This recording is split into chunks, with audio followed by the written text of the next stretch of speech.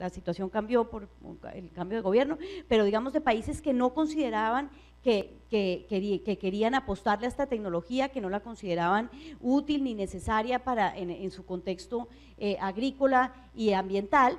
Entonces, pues las respuestas que esos países iban a dar a estas preguntas que les acabo de mencionar eran distintas. Un ejemplo, ¿quién debe responder si ocurre un daño? Si ustedes vienen del país exportador de transgénicos, pues la respuesta más clara que oíamos de esos países es el importador. El importador es el que debe responder si ocurre un daño, porque yo le pregunté si quería el transgénico y le dije cuáles eran los riesgos y él me dijo que sí lo quería. Entonces el Estado importador es el que responde si ocurre un daño, decían estos mayoritariamente exportadores. ¿Qué decían los países potencialmente importadores? Decían, no señor, el que debe responder es el exportador, porque fue el que permitió que esta tecnología se hiciera, fue el que hizo pues el que me lo mandó, yo que iba a saber si era realmente bueno o malo, debe responder el exportador. O también uno oía mucho la respuesta de debe responder aquel que se inventó esa tecnología, es decir, aquel que la produjo, debe responder la compañía, lo que se llama el desarrollador, es decir, aquellas grandes industrias de biotecnología que están produciendo estos transgénicos. Entonces, repito, la respuesta a todas estas preguntas variaba dependiendo de qué sector vinieran ustedes y por eso este proceso de negociación fue tan largo, tan complejo y tan difícil porque había que conciliar muchos intereses y no era fácil encontrar una respuesta jurídica. Se inició el proceso pensando en que se iba a desarrollar un régimen de responsabilidad civil, no sé cuántos abogados habrá en la sala, pero no voy a entrar como en el detalle de la parte, digamos, muy jurídica, simplemente voy a decir que en el transcurso del proceso se empezó a considerar un enfoque administrativo, es decir, se cambió un poco la perspectiva frente a lo que debíamos desarrollar, que no debían ser reglas de derecho civil sobre responsabilidad de indemnización, sino que introdujimos un enfoque innovador que lo que hacía era pedirle a los países básicamente, y eso está muy claro aquí, que contemplaran medidas de respuesta frente al daño que podía ocasionar un transgénico a la biodiversidad. Es decir, el protocolo que finalmente se adoptó en octubre del 2010, que es un hijito del protocolo de Cartagena y por lo tanto podemos decir que es un nietecito del Convenio de Diversidad Biológica, es decir, el Convenio de Diversidad Biológica fue el que dio origen al protocolo de Cartagena, el protocolo suplementario de Nagoya Kuala Lumpur es un desarrollo jurídico del protocolo de Cartagena. Entonces, para entenderlo de una manera sencilla, está la mamá, el hijo y el nietecito. En el caso del protocolo de Nagoya Kuala Lumpur sobre responsabilidad de indemnización, lo que se establece entonces son unas medidas de respuesta en caso de que ocurra un daño a la biodiversidad. ¿Qué quiere decir daño a la biodiversidad? Algo de lo que más trabajo nos ocasionó. Poder definir, porque a la fecha no había una definición internacional de qué se consideraba daño a la biodiversidad. Y uno no puede decir que daño a la biodiversidad sea espichar un sapo, pues es decir, tenía que ser realmente un concepto que implicara tomar medidas y por lo tanto uno de las grandes aportes de este tratado en materia de derecho internacional ambiental es esa definición de daño a la biodiversidad que ustedes encuentran en el artículo 2. ¿Qué es daño a la biodiversidad? Pues los invito a que miren el artículo 2, pero básicamente dice que es un impacto adverso en la conservación y el uso sostenible de la diversidad biológica, teniendo también en cuenta la salud humana, es decir, logramos introducir el concepto de salud humana en el concepto de daño a la biodiversidad, lo cual no fue fácil, hubo mucha oposición a considerar que la salud humana era parte del daño a la biodiversidad. Sin embargo, repitiendo un poco el lenguaje del protocolo de Cartagena, logramos introducir el concepto de daño a la salud humana dentro del concepto de daño a la biodiversidad. Luego dice que ese daño debe ser medible o de otra manera observable y tiene que ser significativo. Y luego, más adelante, en el numeral 3, ustedes encuentran qué quiere decir significativo. Esa combinación entre el artículo 2, numeral 2 y numeral 3 le dice a uno que constituye daño a la biodiversidad. Entonces, eso es un avance importante, repito, porque no solamente es una definición que no solamente vamos a usar en el contexto de este protocolo, sino que va a poderse traspolar a otras situaciones, bien sea internas en legislación doméstica de los países o incluso relacionadas con el Convenio de Diversidad Biológica. Entonces, un avance importante que hay que resaltar en este protocolo. También ese mismo artículo 2 me señala cuáles son esas medidas de respuesta, que debo adoptar en caso de un daño a la diversidad biológica ocasionado por un transgénico. Respecto a eso, dice, debe ser medidas que prevengan, minimicen, contengan, mitiguen o de otra manera eviten un daño, o medidas que si el daño ya, pues es decir, en caso de que el daño ya sea ocasionado, restauren la diversidad biológica al estado en que se encontraba anteriormente. Entonces, este tratado, este protocolo suplementario de Nagoya Kuala Lumpur, lo que hace, repito, es ordenarle a los países que lo ratifiquen, que tomen estas medidas de respuesta en caso de daño a la biodiversidad ocasionado por un transgénico, y luego los estados, después de haber tomado esas medidas de respuesta, pues van a poder repetir, van a poder lograr el pago de esos, digamos, del costo que asumieron al tomar esas medidas del operador. El operador es el que se considera el responsable del daño. Es la otra definición importante. Entonces tenemos daño a la biodiversidad, medidas de respuesta y también la definición de operador. La definición de operador era muy difícil. Era decir quién es el responsable, quién debe pagar si ocurre un daño a la biodiversidad ocasionado por un transgénico.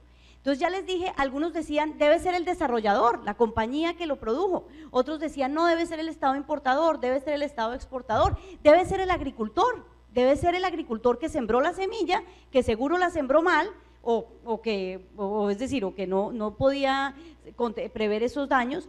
Entonces, esa fue una de los aspectos más difíciles de la negociación y se resolvió no tan contundentemente como uno hubiera querido.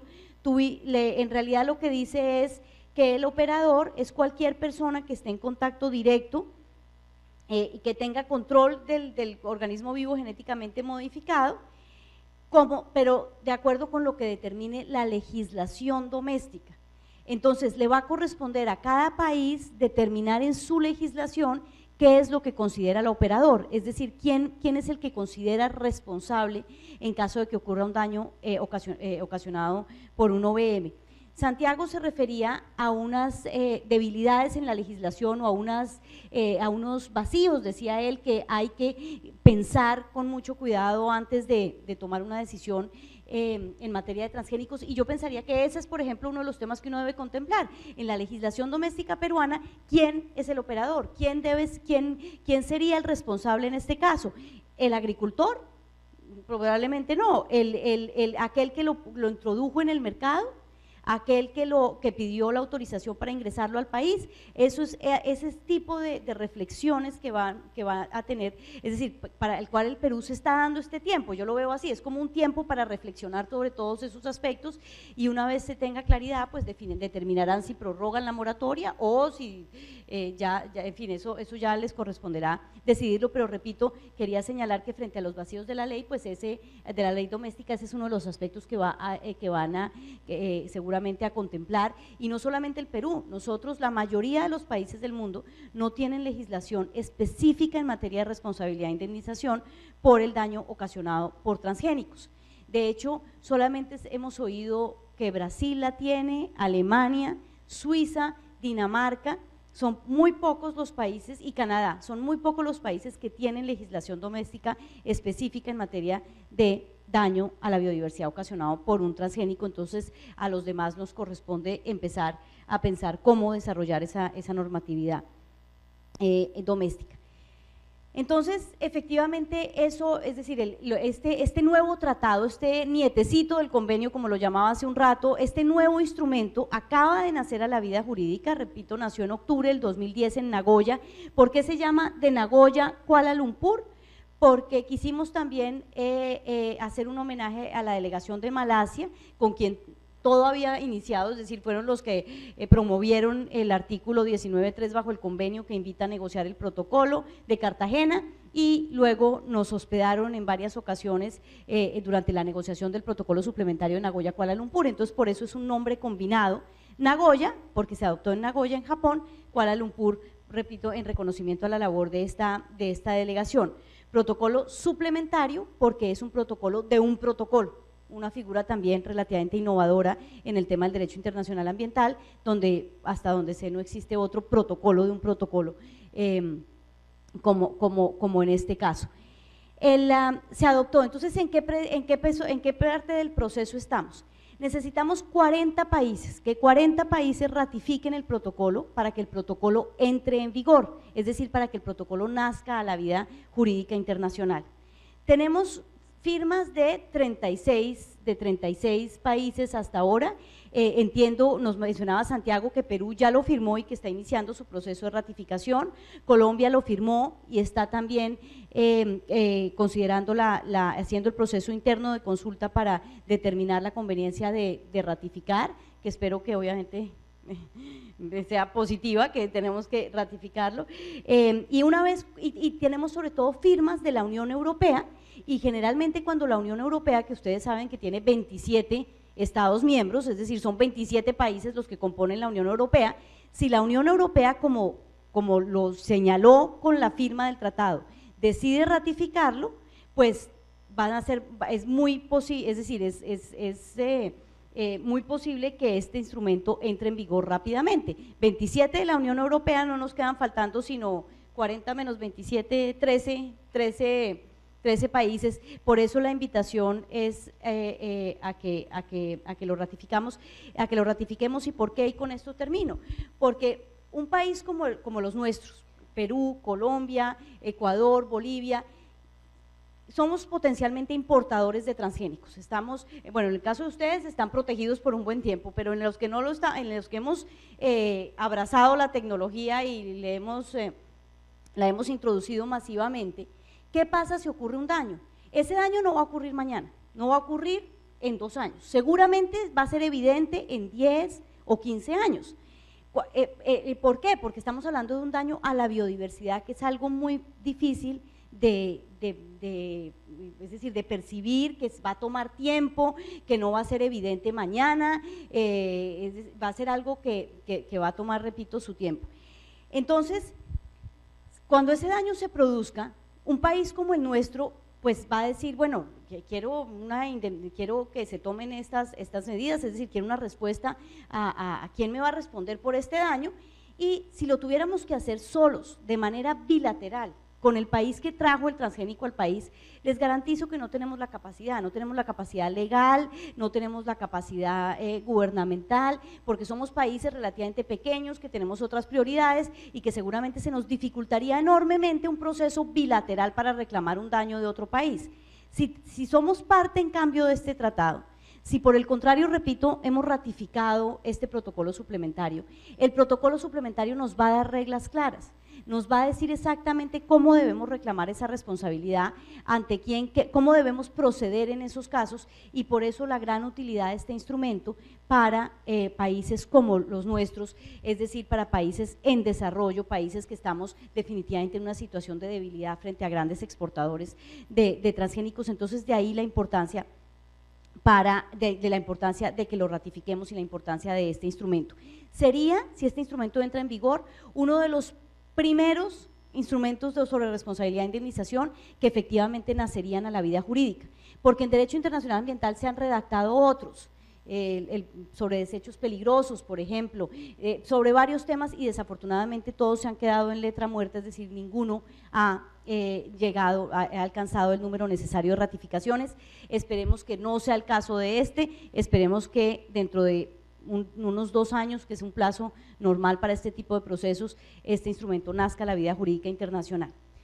Finalmente, y esta vez sí es finalmente de verdad, quiero mencionar un proceso paralelo que se dio con la negociación del protocolo suplementario de Nagoya Kuala Lumpur, y que se originó en la industria. La industria inicialmente pues veía con mucho recelo estas negociaciones y decía, pero ¿por qué tienen que sobreregular el tema de los transgénicos? Se les fue la mano, ¿por qué se ensañaron con esta tecnología? ¿Por qué no se han ensañado con otras tecnologías como mencionaban el teléfono